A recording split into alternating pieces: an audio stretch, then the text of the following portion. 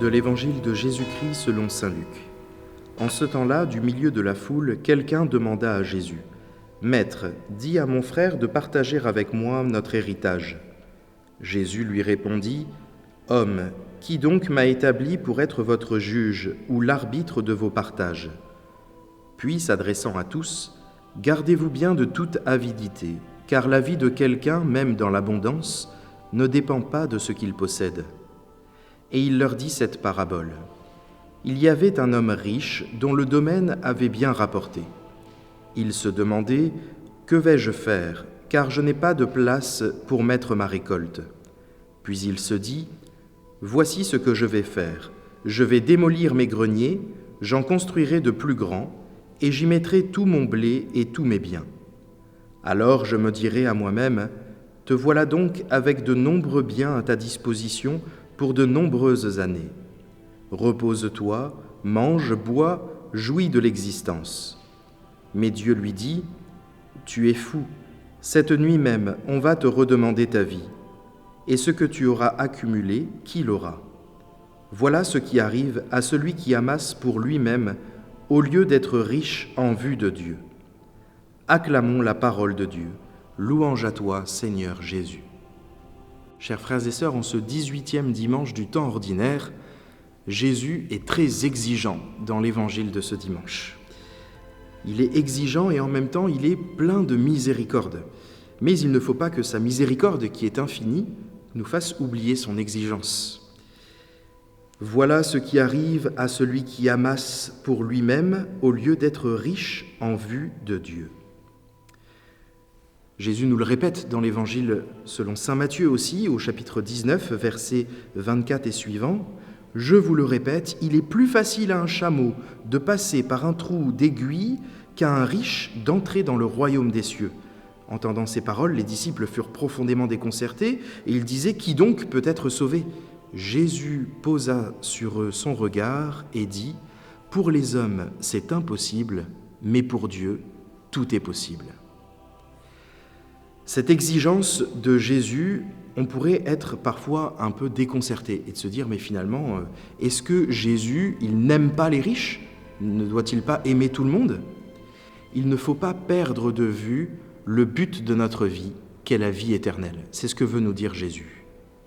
On le voit d'ailleurs dans la première lettre de saint Paul apôtre aux Corinthiens, au chapitre 7, verset 29. « Frères, je dois vous le dire, le temps est limité. Dès lors que ceux qui ont une femme soient comme s'ils n'en avaient pas, ceux qui pleurent comme s'ils ne pleuraient pas, ceux qui ont de la joie comme s'ils n'en avaient pas, ceux qui font des achats comme s'ils ne possédaient rien, ceux qui profitent de ce monde comme s'ils n'en profitaient pas vraiment, car il passe ce monde tel que nous le voyons. J'aimerais vous voir libre de tout souci, nous dit saint Paul. Celui qui n'est pas marié a le souci des affaires du Seigneur, il cherche comment plaire au Seigneur. J'aimerais vous voir libre de tout souci. En fait, il s'agit de vivre dans notre monde en ne perdant pas de vue la vie éternelle. Parce que oui, chers frères et sœurs, nous ne sommes que de passage sur cette terre. Un jour, enfermés dans un cercueil étroit, nous ne pourrons même plus, ne serait-ce que tendre la main, tendre notre bras vers une personne qui en aurait eu besoin. Nous ne pourrons plus être ce bon samaritain auquel le Seigneur nous invite à être durant toute notre vie. Alors on pourrait, oui, penser en écoutant Jésus dans l'Évangile de ce dimanche que Jésus n'aime pas les riches. Ce serait une lecture biaisée de l'Évangile. Jésus, bien sûr, il aime tout le monde. Mais il aime davantage ceux qui aiment Dieu et qui mettent Dieu au centre de leur vie. D'ailleurs, dans l'Évangile, on voit aussi Jésus qui mange avec les riches. Il mange avec les publicains, qui souvent, hélas, détournent l'argent récolté à leur propre profit personnel.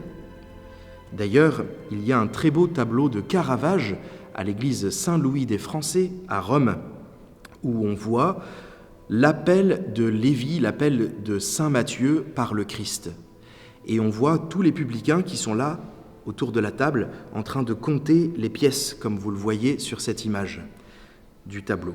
Et donc ils sont là en train de compter les pièces. Ils ne voient même pas le Christ. Et Jésus qui appelle Matthieu, avec cette main, on voit le doigt de Jésus qui représente en fait la même main que l'on voit dans la chapelle Sixtine à Rome, avec la création du monde, ce qui montre que quand on est appelé par le Christ et que l'on suit le Christ, que l'on y répond, eh bien nous sommes une création nouvelle. Il y a quelque chose de nouveau qui se crée en nous. On se prépare à cette vie éternelle. Et c'est justement dans l'évangile de saint Marc, au chapitre 2, versets 13 et suivants, que l'on voit cet appel de Matthieu. Jésus sortit de nouveau le long de la mer, toute la foule venait à lui, et il les enseignait. En passant, il aperçoit Lévi, fils d'Alphée, assis au bureau des impôts. Il lui dit « Suis-moi ». L'homme se leva et le suivit. Il répond tout de suite. Je continue. Comme Jésus était à table dans la maison de Lévi, beaucoup de publicains, c'est-à-dire des collecteurs d'impôts, et beaucoup de pécheurs vinrent prendre place avec Jésus et ses disciples, car ils étaient nombreux à le suivre.